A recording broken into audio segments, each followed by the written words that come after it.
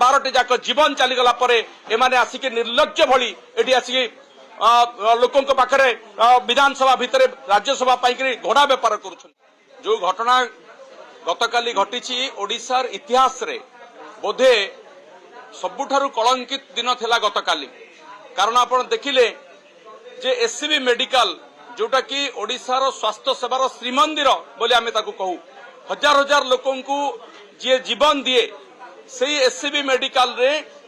सेठी मृत्युर खेल तांडव चलिला आउ चलैला किए ए निर्लज्ज मोहन माझी सरकार निर्लज्ज स्वास्थ्य मंत्री मुकेश महालिंग जो माने विभागर दायित्व नहीं काली विधानसभा भितर हसुले सेठी 12टी मुंड गड़ुला एटी विधानसभा भितर राज्यसभा निर्वाचन पाई जो माने एटी आसिक कारपटदारी करुले से माने एथिपाई दायी आउ संपूर्ण भाव में तांकर एससीबी मेडिकल कॉलेज जो स्वास्थ्य सेवा जो भली भाव में विपर्यस्त होती तार गोटे नमूना आपण माने देखिले ओडिशा इतिहास आपण माने केबे देखिथिले जे गोटे आईसीयू रे जोटी रोगी माने आस्थांत जीवन बंचेबा पाई सेठी तांकर जीवन नहीं जाउचंती सेठी अग्नि निर्वापक व्यवस्था काम करू नाही राति अधरे जतरा निया लागुची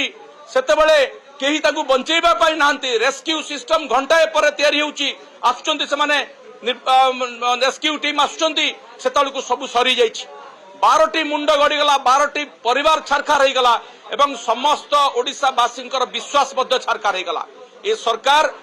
आज तो आमे स्वास्थ्य मंत्री को इस्तीफा दाबी करुचु किंतु समय आसीबा आपण देखिबे ए घटना ए भलिया घटना जोटा को माननीय मुख्यमंत्री गतकाली कहउतले काली कोडे राज्यसभा निर्वाचन रे तांकर जणे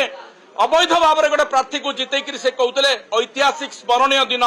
प्रकृत में गोटे ऐतिहासिक कलंकित दिन था काली यही मुख्यमंत्री समय रे प्रथम थर पर एससीबी आम देखिलु जे एभली अघटन 12टी जाक परिवार 12टी जाक जीवन चलीगला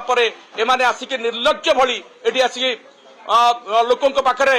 विधानसभा भितर राज्यसभा पाई घोड़ा बेपार कर तेणु आज आम विधानसभा प्रसंग उठेलु ये प्रसंग चलिबो जेते दिन पर्यंत स्वास्थ्य मंत्री तांकर पदरु इस्तीफा न दौरान जेते दिन पर्यंत ये ओडिशार स्वास्थ्य व्यवस्था को एमाने सजाड़िबार संकल्प न नौचंती सेते दिन पर्यंत बिजु जनता दल पक्षरु विरोधी पक्षरु ए आंदोलन तल स्तर पर्यंत निया जिवो।